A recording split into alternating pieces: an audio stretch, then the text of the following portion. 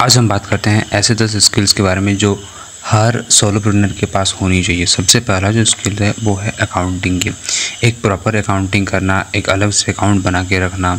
अगर आप global client के साथ वर्क कर रहे हो तो ग्लोबली पेमेंट रिसीव करने के अलग अलग तरीके को तैयार करके रखना। जैसे हमारे यहाँ जो पेमेंट सिस्टम में नंबर आधारित होते हैं, बट अगर यही बातें कनाडा और अलग कंट्रीज़ पे हो तो वहाँ ज़्यादातर ईमेल बेस्ड पेमेंट होते हैं। तो उन सब चीज़ों के लिए तैयार रहना, चाहे आप पेपल अकाउंट क्रिएट करने वगैरह वगैरह, इससे आप पेमेंट ईजी तरीके से ले सकते हो।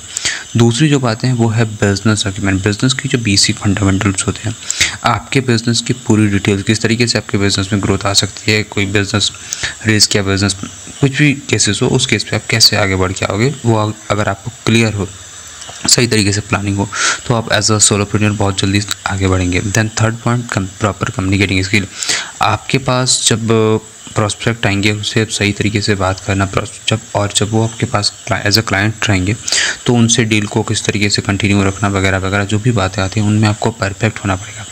Then the next thing arise, जब आपके क्लाइंट को आपने टास्क कंप्लीट करके दिया या फिर का टास्क को करके दे ही रहे हैं, सेम उसी बीच आप अगर उनको आपसे रिव्यू लेना है तो यहाँ पर भी आपकी कम्युनिकेटिंग स्किल ही मुख्य रोल प्ले करता है। देन क्लाइंट मैनेजमेंट, आपके जितने भी क्लाइंट होते हैं उसे प्रॉपरली मैनेज करना, चाहे वो एक्सेल शीट पे हो या फिर किसी तरीके के सॉफ्टवेयर पर प्रॉपरली मैनेज करना और उन्हें प्रॉपरली इन्फॉर्म करना अपने प्रोजेक्ट की अप टू डेट वगैरह। ये एक परफेक्ट तरीका होता है। अगर आप क्लाइंट को मैनेज नहीं कर सकते तो फिर सारा का सारा आपका मेहनत बेकार जा सकता है।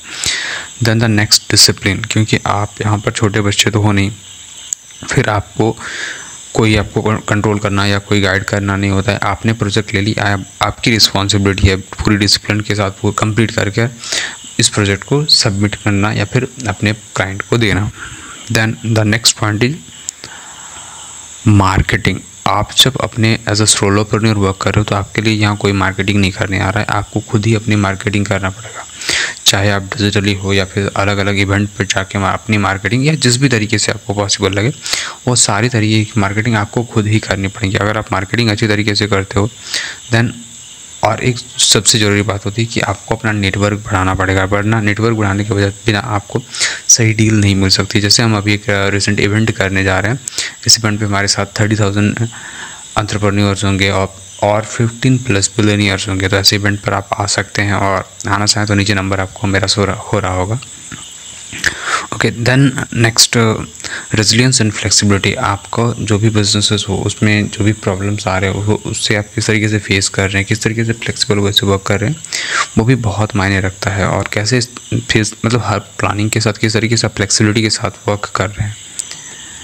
Then the next point, sales and negotiation. आपको जब सेल्स करनी हो तो सेल्स भी परफेक्टली करनी आनी चाहिए। सेल्स क्लोजिंग, हाँ, ये हार्ड क्लोजिंग नहीं होनी चाहिए, लाइक आप प्रेशराइज किया, हाँ आपको मेरे प्रोडक्ट बाई करने होंगे वगैरह, बट नॉर्मली एक सॉफ्ट सेलिंग, ये भी एक बहुत बड़ी स्किल्स होती है। और इसके अलावा सेल्स में नेगोशिएशन की बातें भी आ जाती है, डील को अप डाउन करना और तरह तरह की चीज़ें करना, तो इस पर भी आपको मास्टर्स होना पड़ेगा। अब देन लास्ट और सबसे बड़ी महत्वपूर्ण बातें आती हैं कि टाइम पे आपको प्रोजेक्ट को सबमिट करना, टाइम पे आपको हर चीज़ करना।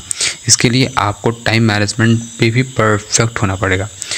इन सब चीज़ों को अगर आप परफेक्ट तरीके से, सही तरीके से ये स्किल्स आप एक्वायर कर लेते हो तो फिर आप एक परफेक्ट सोलोप्रेन्योर बन सकते हो। और इसके अलावा आप कुछ पॉइंट लगा कि हमने इस वीडियो पर नहीं बताए तो आप हमें नीचे कमेंट करके बता सकते हो।